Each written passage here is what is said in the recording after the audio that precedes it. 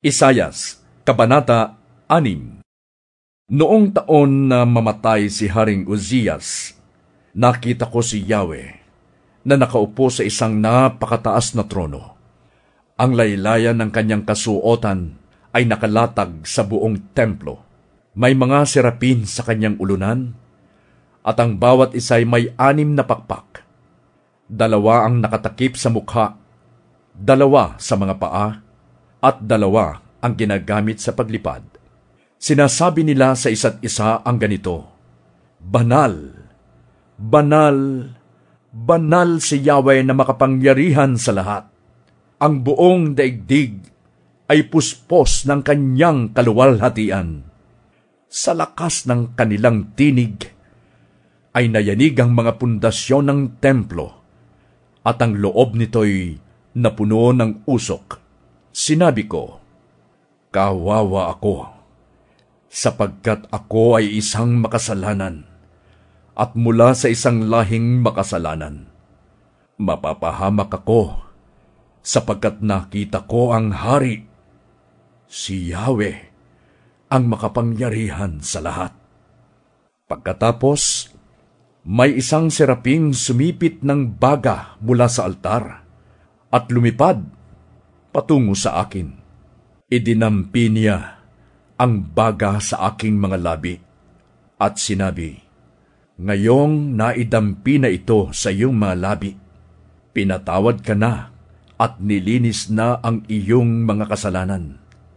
At narinig ko ang tinig ni Yahweh na nagsasabi, Sino ang aking ipadadala? Sino ang magpapahayag para sa atin? Sumagot ako, Narito po ako. Ako ang inyong isugo. At sinabi niya, Humayo ka at sabihin mo sa mga tao, makinig man kayo ng makinig, ay hindi kayo makakaunawa. Tumingin man kayo ng tumingin, ay hindi kayo makakakita. Papurulin mo ang kanilang kaisipan, kanilang pandinig iyuring takpan.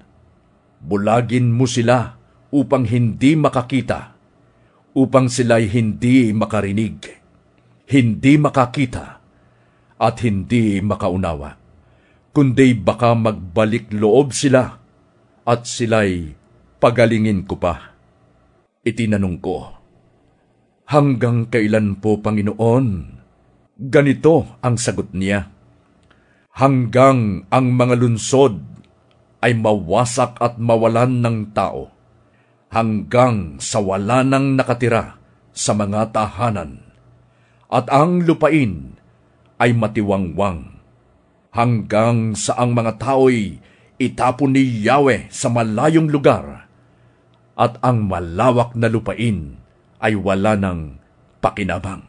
Matira man ang 10 bahagi ng mga tao, sila rin ay mapupuksa, parang pinutol na puno ng ensina, na tuod lamang ang natira.